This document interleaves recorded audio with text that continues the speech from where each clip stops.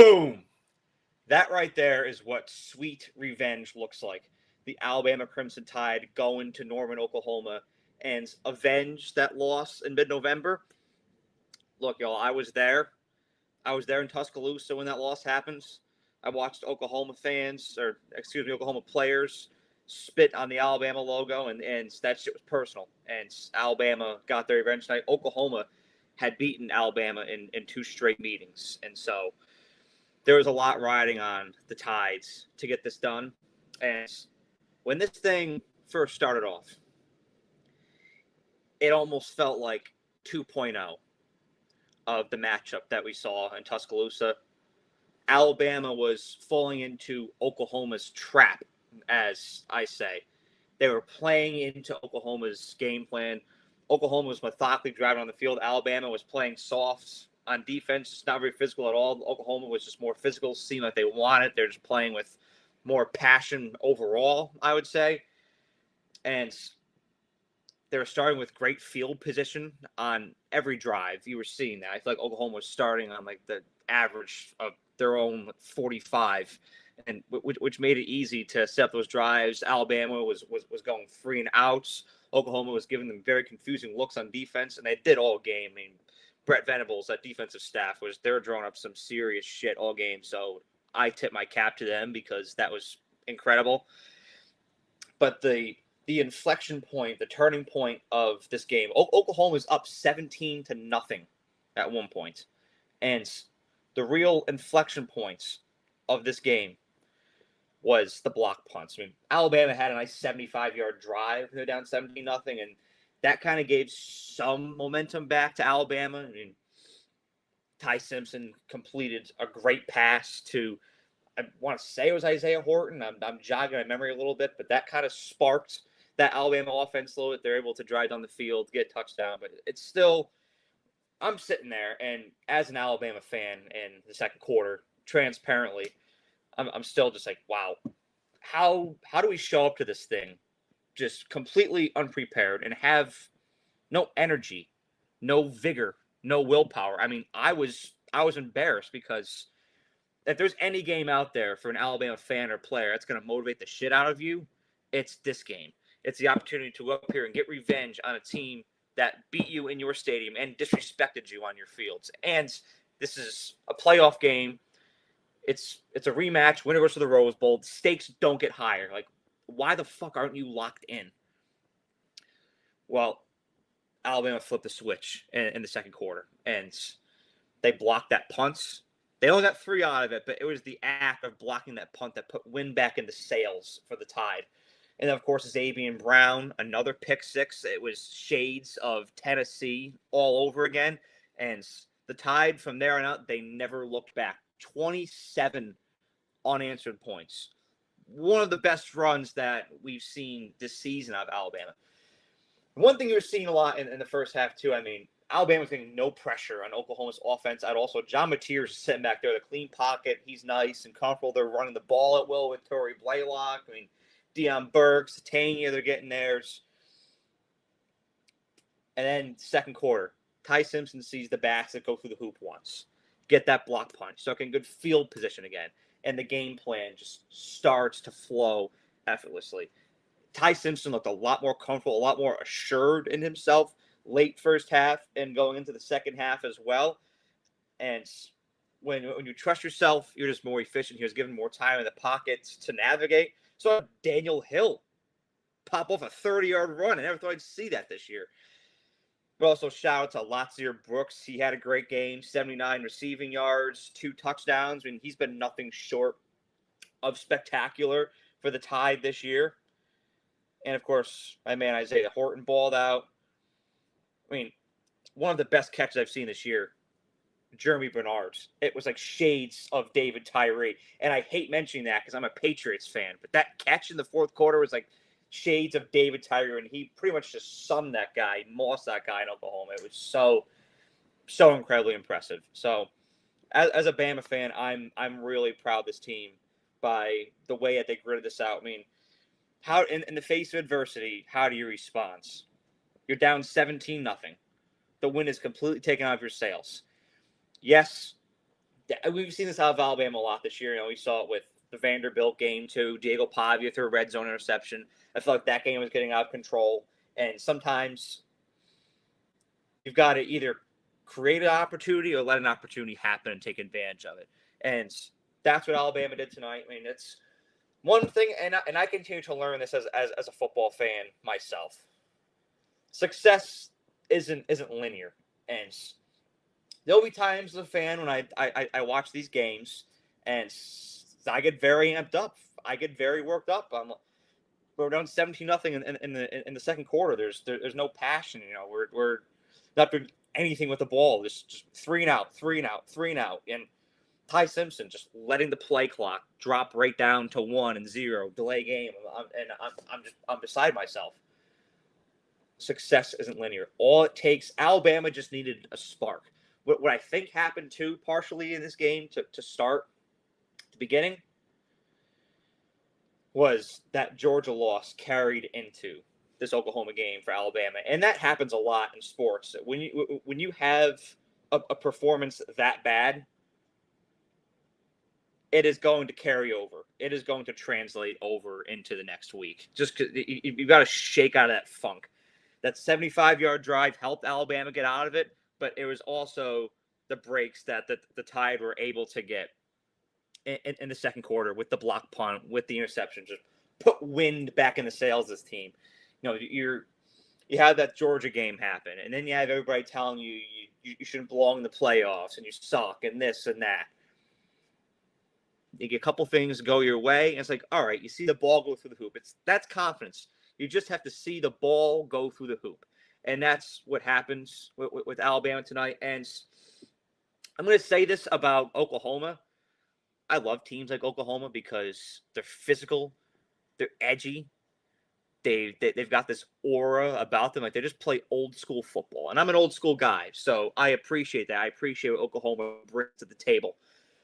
But ever since John Mateer got that hand injury back after the Auburn game in September, he has not been the same. And it is because he was rushed back for the Texas game.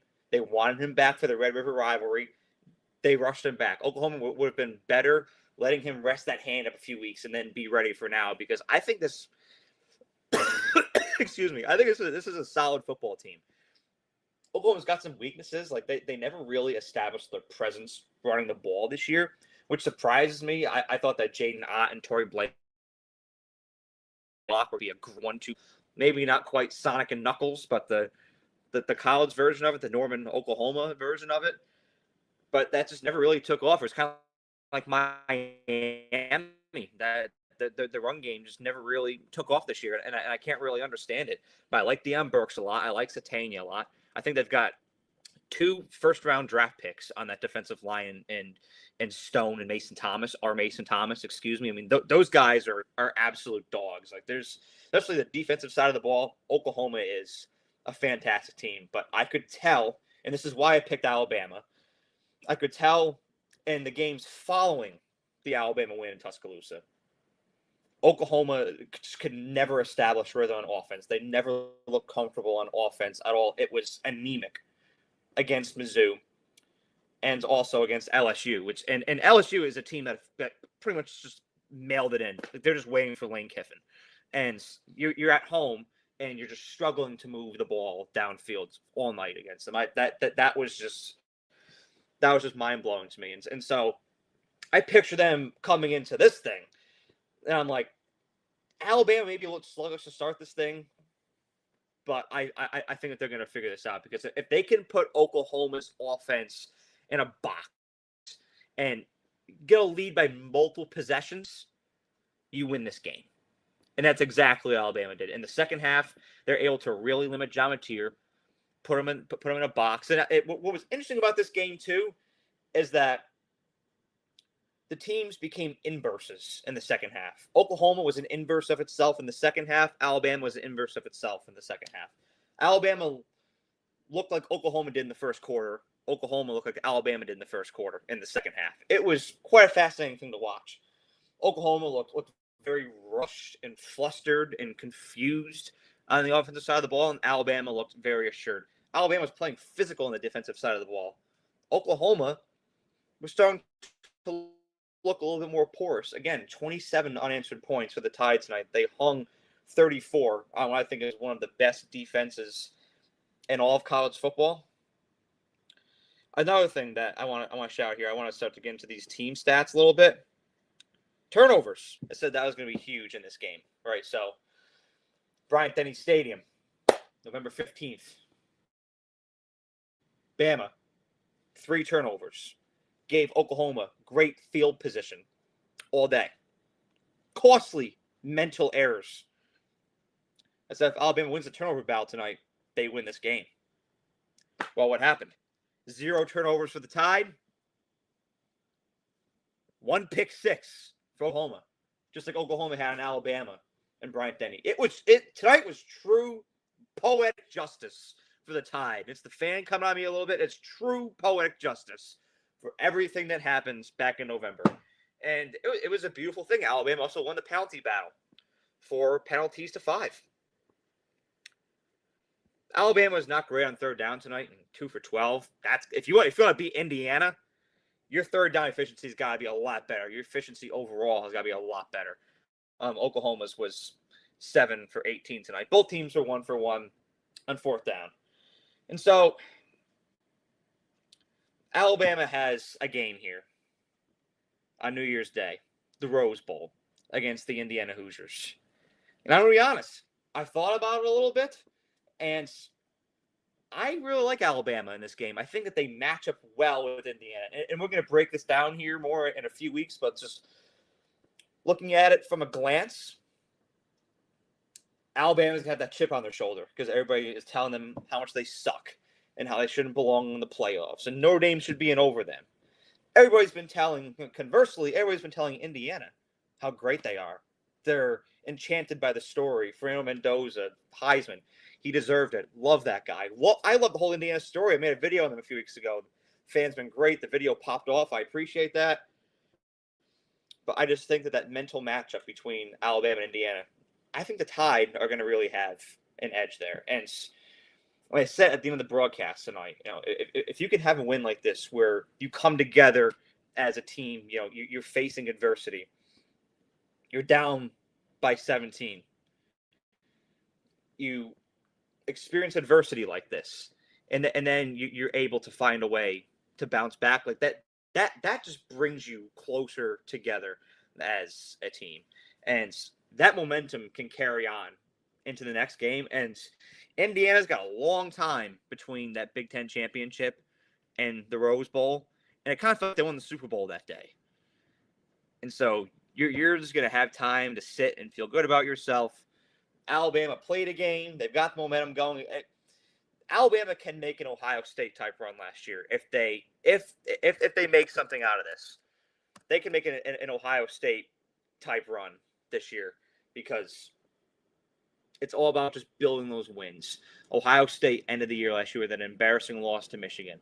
They beat the brakes off of Tennessee at home, and the momentum just carried over. Alabama has the opportunity to stay. I don't insinuating that this team is the same as Ohio State was last year, but it's damn talented. And that's why I get frustrated sometimes. This is a team full of blue chippers, 4 stars and 5 stars. You should be playing out of your minds. What happened in the first quarter, early second quarter is inexcusable for Alabama. But I really feel like they turned the page on this and found a new version of themselves, especially late second quarter, early third quarter. And as the game went on, they made crucial stops. Alabama's biggest thing this year has been beating themselves. And they were doing that in the first quarter. It was incredibly frustrating to watch. But, man, they executed well as that game went on. Ty Simpson started believing in what he was seeing a lot more. And they weren't letting Oklahoma drive as effortlessly. There were clear defensive adjustments made in the second half. So, caps off to Kane Womack. I was very frustrated with the defensive staff in the beginning of this game, but clear adjustments were made, and it was not as easy for Oklahoma to drive the ball down the field. So I like the trajectory that Alabama is on right now. And if you're Alabama fans, if you're part of the organization, it's like a weight taken off your shoulders. Because if Alabama lost this game, you've got that whole Michigan thing hanging over your shoulder with Kalen DeBoer. Like, you don't really know how that was going to go. I think Alabama would have kept Kalen DeBoer regardless, but that just would have been a whole topic in the media in Birmingham, Mobile, Huntsville this week.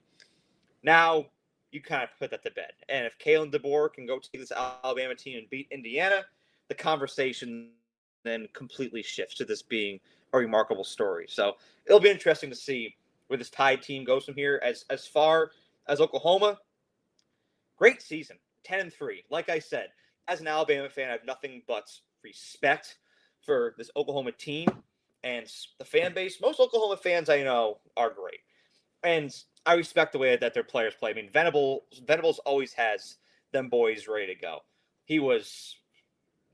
He terrorized Alabama when he was at Clemson, and he continues to these days as well.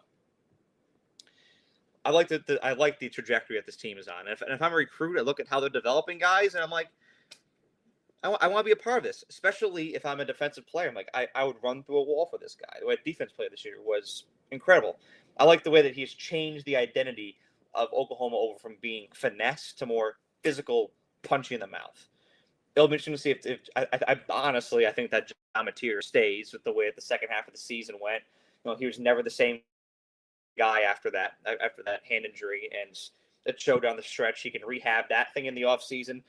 I think it looks Oklahoma gets some guys to come back. I think that this team looks really promising next year, and I have nothing but great things to say about Oklahoma and nothing but respect for them. This season is nothing to hang your head about. 10-3 for this team is fantastic, and there's bright things to come in the future. Just got to establish that run game a little more next year.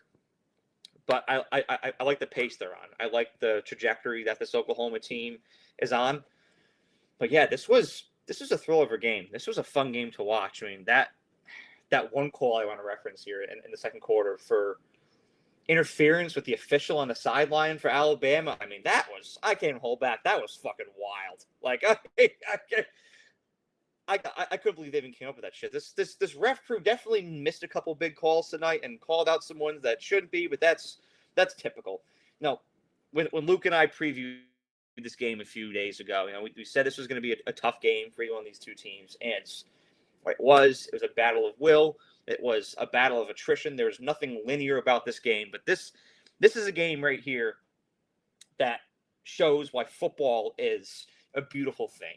We saw that whole Seahawks game the night before, or pretty much a night and a half now, because it's 12:21 here on the East Coast.